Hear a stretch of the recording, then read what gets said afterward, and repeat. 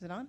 Hi, good morning, everyone. Thank you for coming this morning. This is the first of 6 meetings that we're having throughout the county to talk about where we are with our financial situation and what we're doing about it, and to hear your questions and also to hear your suggestions. So thank you very much for coming this morning, and we're just going to get started. Who's controlling that?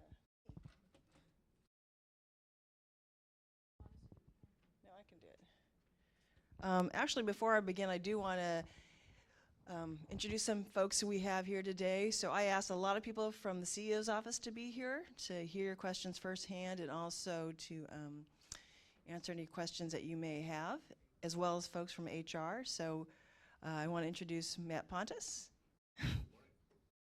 Terry Nisich, and we have Andrew Young and Paul Clementi from our office, our analyst, and Jeff Rappwell, who's our new budget director, and from HR we have Joe Pisano, Andreas Piper, Rob Clark, and our director Lori Gentles. So thank you for being here this morning. So these are the listing of the 6 meetings that we'll be hosting countywide. And if you want to ask questions and you can't come to a meeting, you can also go online under County Connect, which is our intranet site. We have online suggestions, online questions. We're going to answer the questions as soon as we can and post them. And some of the suggestions, thank you to all our county employees. There's some great suggestions. We do appreciate it. We are reading all of them and considering all of them. If you don't see your question or your suggestion posted, just keep checking back. We will be doing that. Oops. So why are we here today? We have about an hour today, and I wanted to get through this presentation quickly so we have time to go through some questions that have been posed or answer other questions you might have. So here are the 5 things I thought we would cover today. And one is, what's the issue, which is our budget gap and where we are today and going forward into the future. What are the strategies, short-term and long-term, we're using to address it? How can we successfully manage this change? So if you think back in other times in your life as a county employee or as a public employee, how were those situations managed successfully? What can we do as a county and what can employees do? What questions or suggestions do you have, and then what's next? And I want to set a little bit of context before we begin.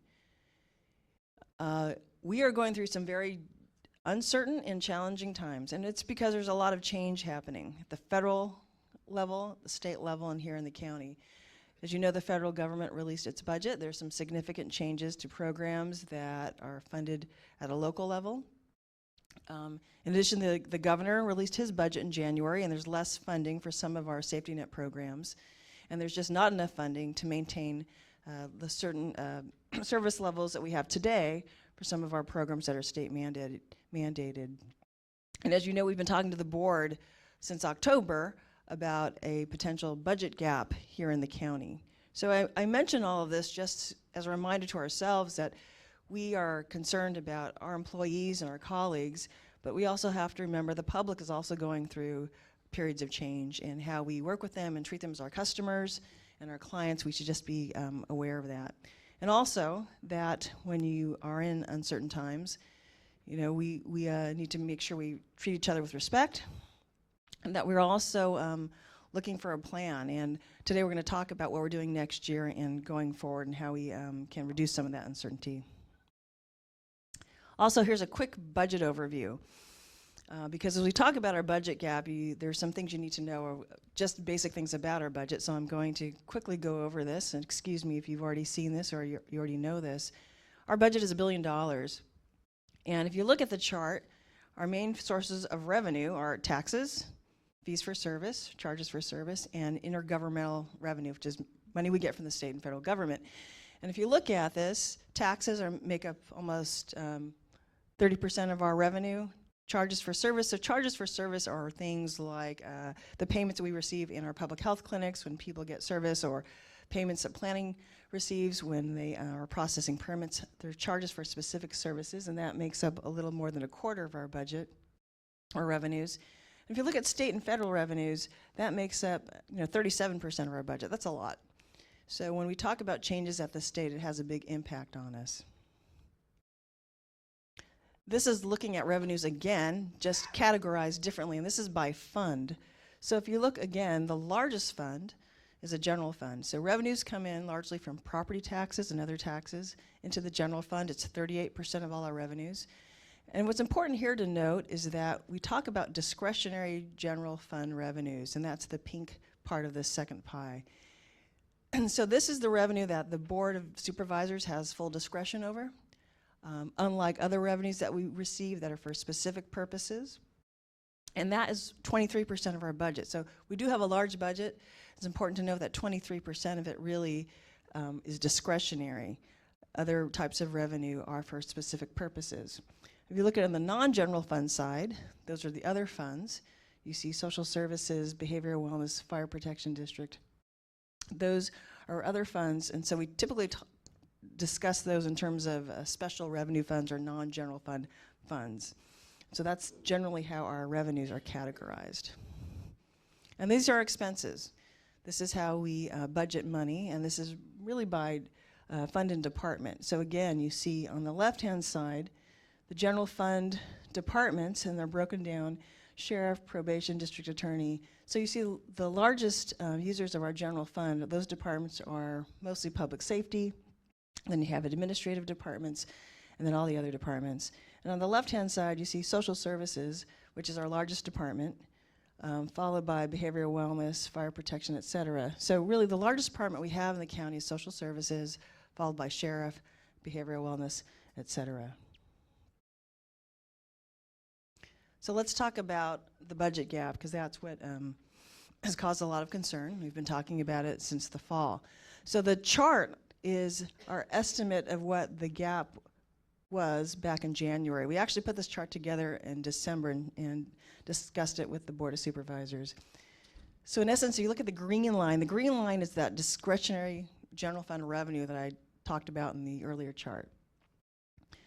The dotted line is the general fund contribution. So this is what we believed at the time was going to be the necessary amount of general fund that would be necessary to keep and maintain the same level of service we have today. And as you can see, there's a gap. And it's called scenario 3 just because we talked to the board several times and we had different scenarios, and I'm just showing you the one that's it has a larger impact and that's turned out to be more accurate. So what the bottom table shows you is that for scenario 3, we said the forecast or the projection for the next 4 years was negative 13%, negative 13.6 million, and so forth. And it's important to note that what these numbers are cumulative. So it's saying if we don't do anything in 17-18, our gap would be 13.6 million. In 18-19, if we did nothing, that would grow by $10 million to 23.8 million, et cetera. Now, we are required to have a balanced budget, so we will never really see these numbers. The forecast is 13.6. We would balance our budget so you don't have that gap, and the next year it would be reduced by that 13.6. But this is an illustration. If we do nothing, this is the situation we're in to see our trend.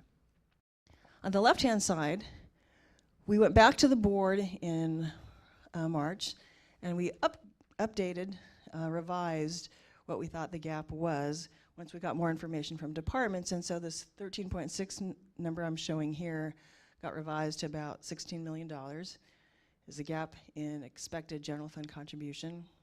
And then we also were able to look at all the other funds, so all the other non-general funds, so special revenue funds, and overall it netted to about a negative 19.5 million.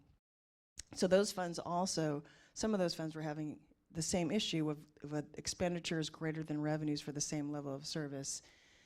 And that was largely in the Department of Social Services. And we'll talk about that in a little bit. And these numbers are still being reviewed by the staff in my office, working with departments, and that will continue through our April workshops and up until we adopt our budget. So how did we get to this situation? What are the main drivers? And these are things you've heard me talk about, you've heard the board talk about, it's been in the newspapers. One of the main drivers is that we have increased wage and pension costs. And I'll show you a slide on that. Wage increases, most of our employee groups received increases. That adds to our issue. And then we had large pension increases that we weren't expecting. And then we had programmatic issues that we've seen the last 3 years. Increased costs for hospitalization for the severely mentally ill that are either court-ordered or necessary. We've had increased in operations for the Sheriff's Department, and we are mandated to provide a jail, and that's expensive, and those costs have increased. Some of our social services, such as the Department of Social Services I just spoke about, has maintenance of effort requirements. And we've also had prior commitments. So in the past, we've had increases in our revenues, and that cushion was able to help absorb some of the cost drivers we see. But we've also made commitments in the future for a minimal level of maintenance, and we've shifted some of our discretionary general fund to the fire district to enhance their services, to get them to an operational level that is appropriate for our county. And also the Northern Branch Jail, and you've heard us talk about the Northern Branch Jail. That jail will be opening in 2019, I believe. And that, again, is coming from the discretionary general fund revenue. And it's about $18 million to operate every year. So we've been setting money aside for that purposes. So we've made prior commitments as well. We are seeing growth in our revenue. So it's not like the recession. In the recession, we had very little growth. We are seeing moderate levels of growth. But also the state is reducing some of their programs, and that's what I spoke about earlier. So the combination of these increased costs more than our revenues is causing some of our issues. So this is showing that we are growing at a moderate pace in local revenues, and what this is the percent of the assessed value. So property taxes are a large part of our revenues, and each bar is the year-over-year growth. So if you look at it, you see this trough, and that was during the recession. We still had growth in property values in our county. Some counties did not. Some went negative. We still had some growth. It was minimal. But you see, prior to that, we had very high periods of high growth. Again, where they're following the business cycle. There's still troughs, peaks, and valleys. And we're seeing moderate growth today. This illustrates the costs increases in our pensions. So the blue bars is what we expected when we were putting our budget together for this year, and that was we expected a leveling off. You see these numbers? This is how much we pay into the pension fund.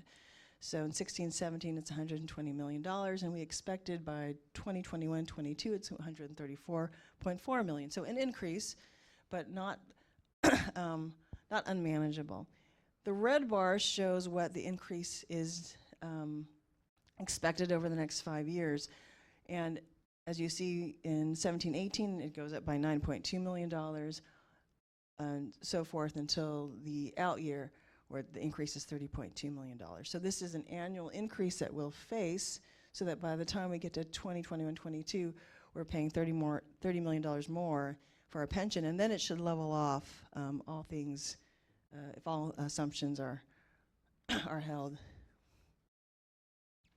This is just another look at our departments, and what it's showing is the first bar is the Department of Social Services that came off. So this is their budgets, and it just shows in relative size the different departments. It shows you our largest departments, and the color coding is just showing the categories of expenditure. Salaries and benefits are in blue, services and supplies in green, and other charges or pass-through payments are in red. So as you see, when we talk about increases in salaries and wages, it affects all our departments. Some departments are mostly salaries and wages, if you look at the sheriff, or let's say probation.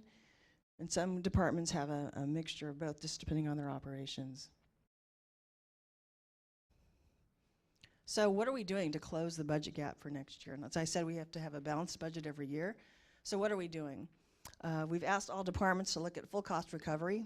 We have a policy that we should be having full cost recovery for our fees. So if you watch the board meeting, was it last week or this week? This week, yeah. This week, the board approved the planning department to increase their fees, which they haven't done in quite a while. Other departments are looking at whatever new revenues that are feasible at this time. And the board also made changes to certain funding policies. So we have a strategic reserve. It's our rainy day fund. And it's 8% of our operating revenue. It's a policy, best practice policy by the the Government Finance Officers Association. It really is our rainy day fund. It's a one-time fund. And because it's the amount we put into it is by a formula, we would be putting money in every year, as we have been, to get the reserve to meet the requirement of 8% of our operating revenue. So what the board said is, look, listen, we are in a difficult situation, so we are going to hold back and not put more money into that fund, and we will look very strategically in how we use that fund going forward. We also had an outside agency funding process, and if some of you watched that, usually at the end of budget hearings, we had different nonprofits who would come to us and say, if there's any money left over, could you consider allocating it to us? And so we've done that for several years, and so for this next budget year, we're going to suspend that because of our funding situation. And the board also asked us to go and look at different pots of funding to see how we could reallocate it among departments, including the tobacco settlement funding for mental health and some other things. So we're making changes in on our funding policies for next year. Departments are continuing to be more efficient, look at technology improvements to improve how they do their services and be more effective. And unfortunately, we're asking for budget reductions from departments so that they can meet their budgets. And some of these reductions will not require service level reductions. Some departments can reduce their budgets and find other ways to be more efficient. Many departments are going to have to reduce their service levels, and some will have to reduce positions, vacant and filled. And we're going through a process right now with our departments and trying to determine what those proposals are. Are they realistic? Are they feasible? What other alternatives they have? And all of that is still continuing and will continue up until we have our April workshops with the board. I also want to just emphasize no decisions have been made yet. This information, as I said, will be going to the board at the April workshops, and then final decisions will be made in June. And one thing to note that the impacts are going to vary by department. So, for example, I just said planning took fee increases, and so next year I don't think they're going to have any service level reductions. If I'm that's correct. Right? My analysts are saying that's right. So it'll vary by department. And for example, in my department, we're going to be reducing vacant positions, reducing some of our service contracts, and having to fill in those gaps for next year. And looking in the longer term, we have to take more dramatic actions, but for next year. So departments will be affected differently depending on how they get their revenues and their operations. Here's some other initiatives and strategies. And so one is that we want to get employee ideas. And I'll talk a little bit more about that when we talk about the long-term rebalancing plan. The board also said to go look at possible cannabis regulation and taxation. So we're off doing that, looking at an ordinance that would allow cultivation and how we can tax that cultivation. We're also looking at ways to reduce our inmate costs, particularly how to reduce mentally ill individuals in the jail. Also options for reducing costs for inpatient services for the severely mentally ill, as I mentioned earlier. That's a cost driver for us. We're continuing to invest in technology improvements, and I'm going to have Terry talk a little bit about the internal facing strategic plan that we've been developing. So on the longer term, not necessarily for next year, but in the longer term, all these things are going to be packaged into this long-term rebalancing plan. You've heard us talk about that. So what really is the long-term rebalancing plan? And what it is, it's going to be a guide of the activities and directions and actions that we'll be taking over the next 2 to 5 years on not only addressing how we can rebalance our budget, but what kind of organization we want to be. You know, we talked about the new normal back in the recession. So our new normal now is how do we be more adaptable, and how can we take actions where we can be true to who we want to be as an organization and still address some of the pressures that we're facing. So we've had many sessions with the leadership of the county, all department directors and their different functional groups. We have a steering committee of about 8 or 9 department heads. We've met with the leadership of all the labor groups. And today, also as part of that process of getting information directly from employees and ideas from employees. So we're in the brainstorming process now. That's what we're in, to generate the ideas. And this is going to be a longer term plan. We're going to bring ideas to the board in April, and then after the budget is adopted in July, we'll start working on some of those ideas and further vetting them. But one thing about the plan is, what do we want to be true to? So as we're going through this process, what are the things we as a county want to say? These are the values that we want to be true to as we go through into the future. And I'm going to have Terry Nisich talk about that.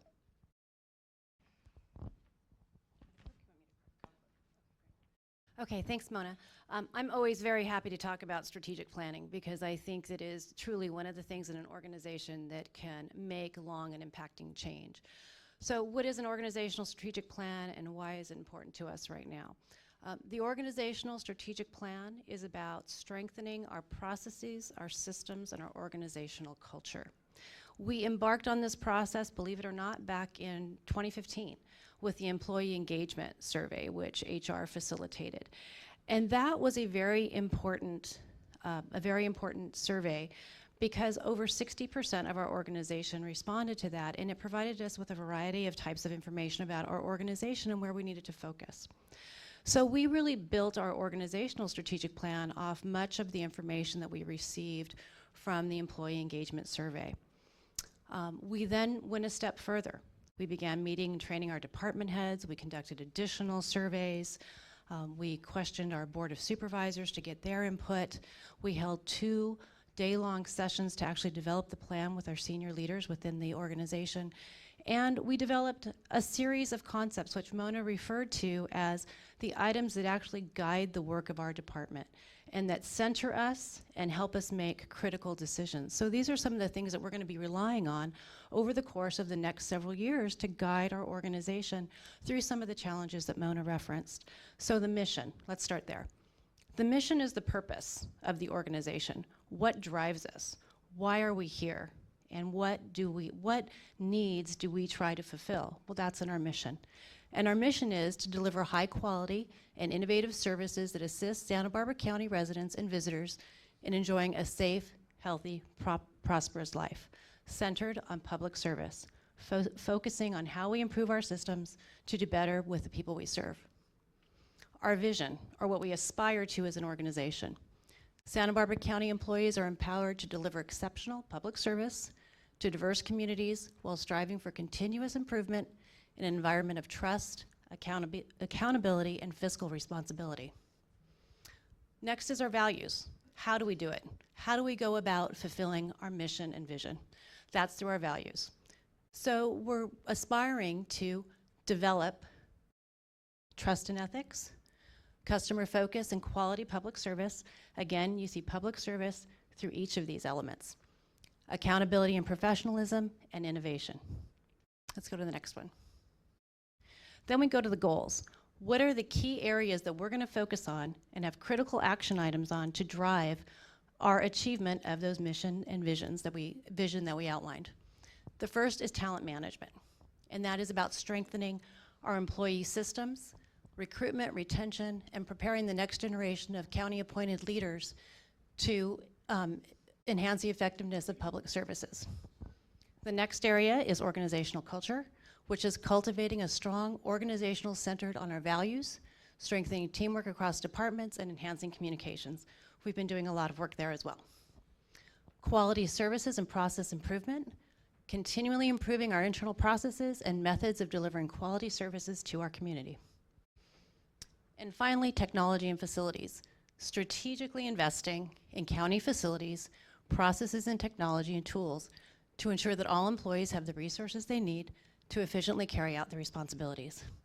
So embedded within each of these is a series of action plans that the organization will begin working on to, again, achieve these goals. So again, the strategic plan serves as a guide. It will help center us throughout the next several years and hopefully serve as a strong basis for our decision making. Okay? Great, thank you, Terry.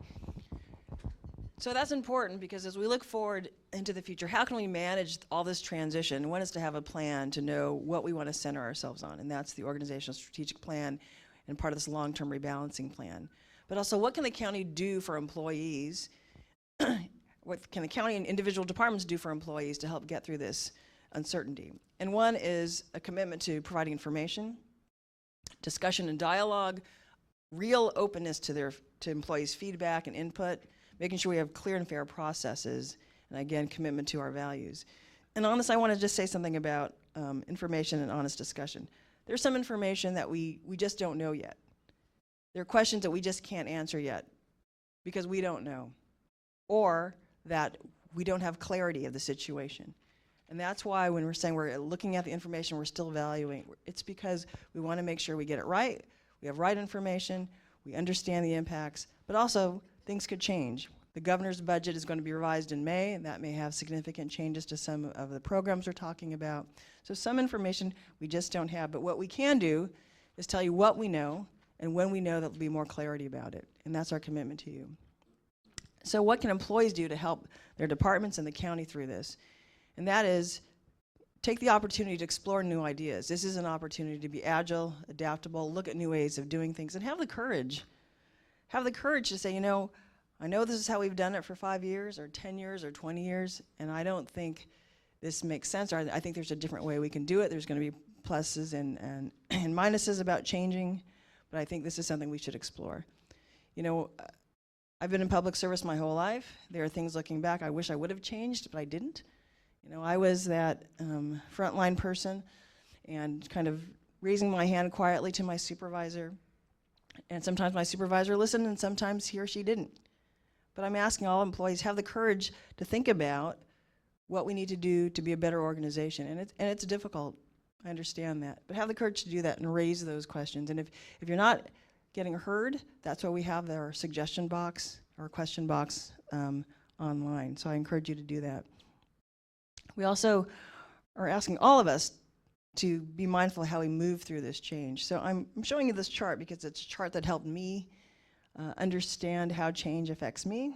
And I've shared this with the department heads and those in my own department. And it's just looking at the phases of change. And typically we go through denial and resistance, and then over time move to exploration and commitment. And it's hard, and I just offer this up for employees to think about it for themselves, their colleagues, the public, and maybe it will help you the way it helped me. So now it's time for any questions or suggestions. And Gina, I was wondering if there's any way or process you want to do this. No one submitted written, so I would say just raise your hand, and if no one has any questions, we've got some that we can share that have already come through. Okay. So are there any other questions or suggestions? I don't put anyone on the spot. And again, there's lots of different ways to ask, and if you're too embarrassed or timid to ask, you can do it afterwards and grab any of us. But there's a couple of questions I want to read that came through the online forum, and I think is important because these are questions people have. And one is, will the county offer retirement incentive options like they had in the past? And I think it's important to note that with the enactment of the Public Employee Pension Reform Act, PEPRA, we're not allowed to do service credit. And that's what I know we did in the past in the recession, and we're not allowed to do that. So there are limitations on what we can do since that time. Another question was, again, about the golden handshakes, the same issue. Other questions came in about furloughs, and would we be doing furloughs? And right now the answer is no, we are not planning to do furloughs for next year. We are talking about potential holiday closure, and that's something that will be worked through with our unions. But we're not talking about furlough. And also furlough is a one-time savings. It, as you recall, in the recession, we did furloughs where people were not paid for that time between the holidays, but it's a one-time savings. It's not an ongoing solution. A suggestion came up about not banning vacation rentals and to come up with reasonable, fair ways to regulate them and as a tax-generating revenue source. And the board directed staff in December to come back with options for vacation rentals and short-term rentals, and so that'll be happening in the late spring, early summer. There's some other questions on there that are specific to departments, and you can take a look online. Again, some of that information is posted. So what's the next steps? My office is going to continue working with departments. We have not finished meeting with all departments yet. We'll probably finish next week. Our workshops, where we present all this information to the board, is happening in mid-April. And then in June, the board we'll take action on our recommended budget. And we have budget hearings scheduled now for 3 days. Sometimes they just go for 2 days. And those will be the final decisions by the board. And as you see, this has been a process we started actually in the fall and presented to the board in December. You can stay connected with us through our County Connect intranet. If you haven't seen it, please take a look at it. The Human Resources page and my office's page, we have a whole budget rebalance page. That's where you can give your suggestions and submit ideas. You can always contact my office. And also, work directly with your work teams and your immediate supervisors. So again, thank you everyone for being here this morning. We will get through this together as one county. And if you have any further questions or ideas or things you want to share, please feel free to do so directly with me, my staff, online, all the different avenues we've provided. So thank you.